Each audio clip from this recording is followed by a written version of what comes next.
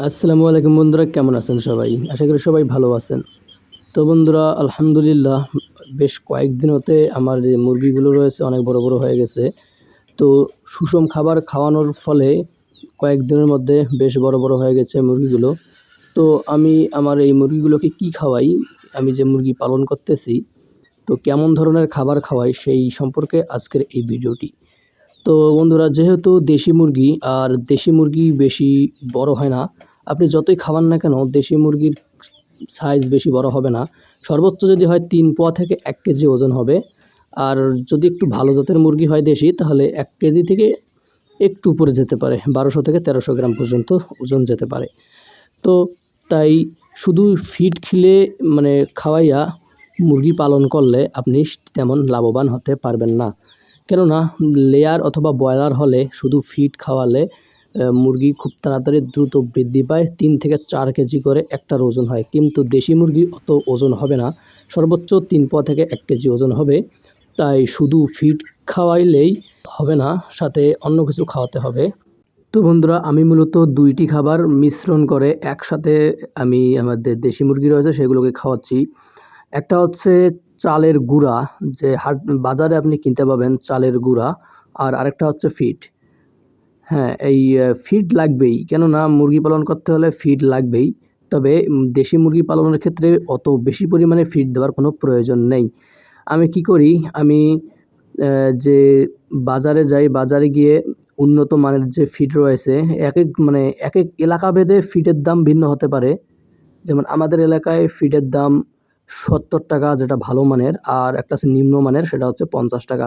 তো আমি কি করি, যেটা ভালো মানের খুদ রয়েছে, ধরো ৩ কেজি ফিড কিনলাম, তার মধ্যে ২ কেজি ভালো মানেরটা কিনলাম, অর্থাৎ ৳৭০ কেজি দিয়ে ২ কেজি কিনলাম।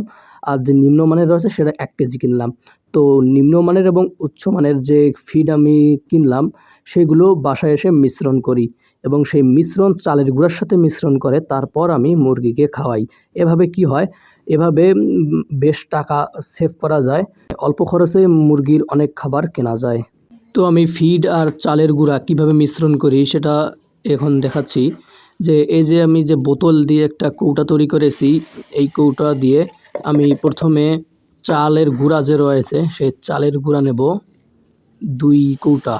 এই কৌটা দিয়ে চালের গুঁড়া নেব ২ কৌটা বা তার একটু বেশি। তো চালের গুঁড়া ২ কৌটা বা তার একটু বেশি নেওয়ার পর এই কৌটা দিয়ে চালের গুঁড়া যতগুলো দিয়েছি ২ কৌটা, তার অর্ধেক অর্থাৎ ১ কৌটো ফিড দিব। তো ১ কৌটো ফিড ভর্তি করে দিলাম এবং তার চেয়ে একটু বেশি নিলাম। নেওয়ার পর এইগুলো মিশ্রণ করব ভালো মতে।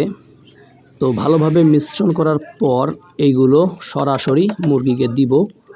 তো এইভাবে মূলত আমি ফিডের সাথে চাল মিশ্রণ করি। এতে কি হয়, এতে আমার যে মুরগিকে যে খাবার খাওয়াই, চালের গুঁড়ার কিন্তু দাম তুলনামূলক অনেক কম। আমাদের এলাকায় ৳৩৮ কেজি। আপনাদের এলাকায় কত সেটা অবশ্যই কমেন্ট বক্সে বলবেন।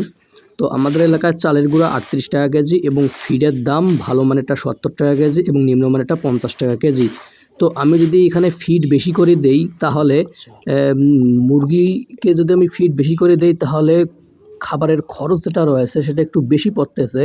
এবং আমি যদি এখানে আবার চালের গুঁড়া বেশি করে দিই এবং ফিড কম করে দেই, তখন আবার খাবারের যে দাম রয়েছে সেটা কম করে পড়তেছে। অর্থাৎ এখান থেকেও অনেকটা টাকা সেভ করা যায়। অল্প খরচেই খুব সুন্দর সুষম খাবার মুরগির জন্য তৈরি করা যায়। তো এইভাবে যদি আপনারাও মুরগির খাবার তৈরি করেন, বিশেষ করে দেশি মুরগির, তাহলে আপনারাও আপনার যে মুরগির খাওয়ানোর খরচ রয়েছে, সেই খাওয়ানোর খরচটি আপনি অনেকাংশেই কমাতে পারবেন।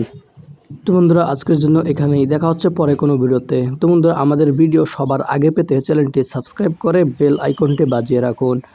আর হ্যাঁ, সাপোর্ট করতে ভুলবেন না।